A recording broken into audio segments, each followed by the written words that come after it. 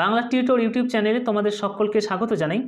তোমরা যারা বর্তমানে ক্লাস 10-এ পড়ছো, দশম শ্রেণীর ছাত্রছাত্রী রয়েছো, 2025 সালে গিয়ে মাধ্যমিক পরীক্ষা দিতে চলেছো। আজকের ভিডিওটি তোমাদের জন্যই অত্যন্ত গুরুত্বপূর্ণ হতে চলেছে। তোমরা অনেকেই এই বিষয়ে জানতে চেয়েছিলে যে মাধ্যমিক পরীক্ষার জন্য প্রথম থেকে কেমনভাবে পড়াশোনা করা উচিত, অর্থাৎ একজন মাধ্যমিক স্টুডেন্টের প্রথম থেকে পড়াশোনার স্ট্র্যাটেজি কেমন থাকবে যাতে সে খুব ভালো একটা রেজাল্ট করতে পারে। এই প্রসঙ্গেই আলোচনা করব আজকের ভিডিওতে। বলে রাখি, আমিও মাধ্যমিকের ছাত্রছাত্রী পড়াই। সেক্ষেত্রে আমি ক্লাস 9-এ যেভাবে পড়াই, ক্লাস 10-এ গিয়ে কিন্তু আমি কিছুটা স্ট্র্যাটেজিতে বদল করি, বা মাধ্যমিকের ক্ষেত্রে পড়ানোতে আমি অনেকটাই স্ট্র্যাটেজিতে বদল করি ক্লাস 9-এর তুলনায়। ক্লাস 10-এর মাধ্যমিক পরীক্ষা এটা কিন্তু একটা বোর্ডের পরীক্ষা, সুতরাং ক্লাস 9-এ তুমি যেভাবে পড়াশোনা করেছো সেই পথে যদি এখানে পড়াশোনা করো তুমি ডুবে যাবে বা তোমার রেজাল্ট ঠিকঠাক হবে না। এটাই 90% ছাত্রছাত্রী হয়। তারা প্রথম থেকে ঠিকঠাক স্ট্র্যাটেজিতে পড়াশোনা করে না, শেষে গিয়ে তারা বুঝতে পারে সে কি ভুল করে ফেলেছে। যাতে তোমরা এই ভুলগুলো না করো সেই জন্যই আজকের এই ভিডিও তৈরি করা। প্রথমেই বলে রাখি, মাধ্যমিক বোর্ডের পরীক্ষা। এই পরীক্ষাকে ফেস করতে হলে তোমাকে ভালো টেক্সট বই নিয়ে প্রথম থেকে পড়াশোনা করতে হবে। প্রতিটি সাবজেক্টের 2টি টেক্সট বই থাকলেই যথেষ্ট। যদি কেউ 2টি কিনতে না পারো, 1টি থাকলেও যথেষ্ট, কিন্তু ভালো টেক্সট বই হতে হবে যেখানে তথ্য থাকবে ভালো এবং যে বইগুলি সুখপাঠ্য, পড়তে ভালো লাগবে এমন বই তোমার কাছে চাই। বেস্ট বুক লিস্ট প্রসঙ্গে অলরেডি আলোচনা করে দিয়েছি, সেখান থেকে দেখে নিতে পারো প্রত্যেকটি সাবজেক্টের বেস্ট বুক কোনগুলো হবে। সহায়ক বইয়ের ক্ষেত্রে সহায়ক বই চাই এরকম কিন্তু নয়। তুমি যে স্যারের কাছে পড়ছো টিউশন, তিনি যদি ভালো করে পড়ান সেক্ষেত্রে কোনো সহায়ক বই লাগে না। যদি কেউ নিজে পড়াশোনা করছো, সেলফ স্টাডি করছো, সেক্ষেত্রে সহায়ক বই অবশ্যই লাগবে।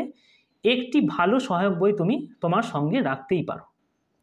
প্রশ্নের বইয়ের ক্ষেত্রে দেখো, এখন থেকেই প্রশ্নের বই কিন্তু লাগে না, এবং আমার যেটুকু মত, মাধ্যমিক একটি বোর্ডের পরীক্ষা, এখানে অহেতুক প্রশ্নের বই কিনে টাকা নষ্ট করার কোনো মানে হয় না। টেস্ট পরীক্ষার পর তুমি 2টি কি 3টি টেস্ট পেপার বই কিনতে পারো, কিন্তু প্রশ্নের বই কিনে টাকা নষ্ট করার কোনো মানে হয় না, আমার এরকম মনে হয়। আমি আমার ছাত্রদের কোনো প্রকার প্রশ্নের বই কেনাই না। এরপর চলে আসি সিলেবাস প্রসঙ্গে। দেখো, মাধ্যমিকের বিরাট সিলেবাস আছে। তুমি যদি প্রথম থেকে খুব স্পিডে পড়াশোনা না করো, শেষে গিয়ে দেখবে তোমার সিলেবাস কমপ্লিট হয়নি। টেস্ট পরীক্ষার সময়তেই তুমি বুঝে যাবে যে কি ভুলটা করেছিলাম প্রথম থেকে ঝড়ের গতিতে পড়াশোনা করতে হবে।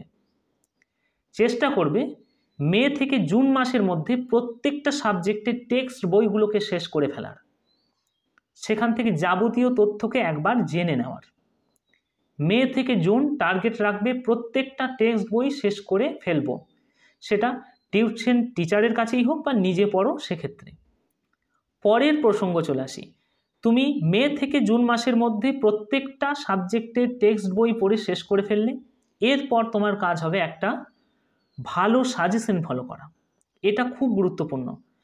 প্রথম থেকে তুমি যদি যা খুশি একটা প্রশ্নকে রেডি করে যাও, যে তোমার কাছে কোনো সাজেশন নেই, তোমার নির্দিষ্ট কোনো লক্ষ্য নেই যে কি প্রশ্ন এবছরের জন্য গুরুত্বপূর্ণ, সেই সম্পর্কে তোমার কোনো আইডিয়া নেই, তুমি যে প্রশ্ন পারলে সেই প্রশ্নটাকেই রেডি করে গেলে প্রথম থেকে, এটা করলে কিন্তু চলবে না, মারাত্মক হয়ে যাবে।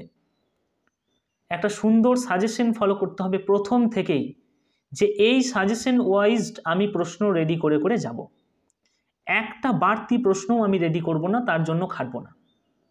বড় প্রশ্নের ক্ষেত্রে তো সাজেশন তোমাকে ফলো করতেই হবে, না হলে তুমি শেষে গিয়ে মারাত্মক বিপদে পড়বে। ছোট প্রশ্নের জন্য কোনো সাজেশন হয় না। বললাম আমি নিখুঁতভাবে টেক্সট বইকে পড়তে হবে। আমি ছাত্রদের কেমন করাই না, যখন টেক্সট বই পড়াই, ইতিহাস হোক, বাংলা হোক বা ভূগোল হোক, যেটা প্রশ্ন হতে পারে পাশে আমি কোয়েশ্চেন বলে বা কিউ বলে লিখে রাখা করাই, যেটা প্রশ্ন হবে। অর্থাৎ তুমি যখন পরে টেক্সট বইটাকে খুলবে, তুমি বুঝে যাবে যে এই লাইনটা তুলে প্রশ্ন হবে বা প্রশ্ন হতে পারে। এরকম যদি তুমি প্রথম থেকে করো, প্রশ্ন সম্পর্কেও তোমার একটা ধারণা থাকবে। এরপর আসি নোটস লেখার প্রসঙ্গে। আমি একটু আগেই বলেছি যে একটি ভালো সাজেশন ফলো করবে এবং সেই সাজেশন ওয়াইজ নোটস লিখতে শুরু করবে। এমন নয় যে প্রশ্নের বইয়ে কিংবা আমি বইয়ের মধ্যে যা প্রশ্ন পেলাম সেই প্রশ্নটাকেই রেডি করলাম, দেখো, সব প্রশ্ন সব বছর গুরুত্বপূর্ণ হয় না, কিছু কিছু প্রশ্ন হয় খুব গুরুত্বপূর্ণ, সেইগুলোকে প্রথম থেকে বুঝে যেতে হবে যে এবছর কোন প্রশ্নটা গুরুত্বপূর্ণ, সেইগুলোকে রেডি করতে হবে অবশ্যই। ছোট প্রশ্নের জন্য তোমাকে টেক্সট পড়তে হবে, আমি বারবার বলে দিচ্ছি, আর কোনো উপায় থাকবে না। ছোট প্রশ্ন কোনোভাবেই তুমি ঠিক করতে পারবে না যদি টেক্সট বই সম্পর্কে তোমার কোনো আইডিয়া না থাকে। প্রত্যেকটা সাবজেক্টের দুটো করে খাতা করবে, একটা থাকবে ছোট প্রশ্নের জন্য, একটা থাকবে বড় প্রশ্নের জন্য। আর বাংলার ক্ষেত্রে গ্রামারের জন্য একটা খাতা করবে আলাদা, সেখানে তুমি গ্রামারটাকে রেডি করবে। পড়ার সময় দেখো, প্রচুর পড়তে হবে না প্রথম থেকেই। যদি টিউশন পড়ো, টিউশনের সময়, স্কুলের সময় বাদ দিয়ে 4 ঘন্টা মতো নিজে পড়াশোনা করবে, এটাই কিন্তু যথেষ্ট হবে প্রথম থেকে। চেষ্টা করবে, আমি আবারও বলছি, টেক্সট বই থাকে মে থেকে জুনের মধ্যে শেষ করে ফেলার। প্রত্যেকটা সাবজেক্টের যে টেক্সটের মধ্যে কি আছে এটা আমি মে থেকে জুন মাসের মধ্যে জেনে ফেলবো। তারপর আমি ভালো সাজেশন ফলো করে নোটস লিখতে বসবো বা নোটস নিয়ে বসবো। এটাই স্ট্র্যাটেজি হওয়া উচিত। এরকম স্ট্র্যাটেজিতে যদি পড়াশোনা করো, দেখবে টেস্ট পরীক্ষার সময় তোমার ঠিকঠাক সব সাবজেক্টের পড়াশোনা সব রেডি। আরেকটি ভুল তোমরা অনেকেই করে বসো, যে একটি সাবজেক্টের একের অধিক টিউশন নিয়ে নাও, অনেকেই আছো। এই ভুল করবে না। একটি সাবজেক্টের একটির বেশি টিউশন নেবে না, এতে তোমার সময়গুলো নষ্ট হবে। শেষে গিয়ে দেখবে যে আমি 2-3টে টিউশনে পড়তে গিয়ে আমি কি ভুল করে ফেলেছি, এটা যেন না হয়। তোমরা বেশিরভাগ ছাত্রছাত্রী আরেকটি ভুল করো, যে ইউনিট টেস্ট অনুযায়ী পড়াশোনা করো। প্রথম ইউনিট টেস্টে আমার এই 4টি টপিক আছে, আমি এই 4টি টপিক পড়ে নেব, ব্যাস আমার রেডি। এই ভুল একদম করবে না। ক্লাস 9-এর ক্ষেত্রে ইউনিট টেস্ট অনুযায়ী পড়াশোনা চলে, কিন্তু ক্লাস 10-এ বা মাধ্যমিকের ক্ষেত্রে ইউনিট টেস্ট অনুযায়ী পড়াশোনা করা যাবে না। প্রথম থেকেই ঝড়ের গতিতে পড়তে হবে। টার্গেট রাখতে হবে যে টেস্ট পরীক্ষার আগে আমার সমস্ত নোটস, আমার সমস্ত সাজেশন, সমস্ত টেক্সট বই সব কিছু আমার যেন রেডি থাকে। এই ছিল আজকের আলোচনা, যে তোমরা যারা ক্লাস 10-এর ছাত্রছাত্রী রয়েছো তোমরা কেমনভাবে পড়বে প্রথম থেকেই। আমি আরেকবার আলোচনা করে দিচ্ছি যে মে থেকে জুন মাসের মধ্যে তোমাদের টার্গেট রাখতে হবে প্রত্যেকটা সাবজেক্টের সিলেবাসকে শেষ করে ফেলার, টেক্সট বই শেষ করে ফেলার, ঝড়ের গতিতে টেক্সট বই শেষ করার, সেখান থেকে তথ্যগুলোকে কালেক্ট করার। তারপর চেষ্টা করতে হবে যে একটা ভালো সাজেশন ফলো করে নোটসপত্র শেষ করে ফেলার, যা কিছু লেখালেখির আছে।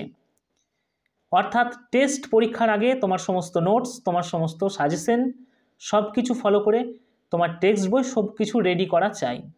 তারপর টেস্ট পেপার সংগ্রহ করে সেখান থেকে প্র্যাকটিস করার। এই ছিল আজকের আলোচনা। যাদের ভিডিও ভালো লাগলো অবশ্যই একটি লাইক করবে, কমেন্ট করে তুমি তোমার মতামত জানাতে ভুলবে না। যারা চ্যানেলে নতুন রয়েছে অবশ্যই চ্যানেলটিকে সাবস্ক্রাইব করবে এই ধরনের আরও ভিডিও পাওয়ার জন্য।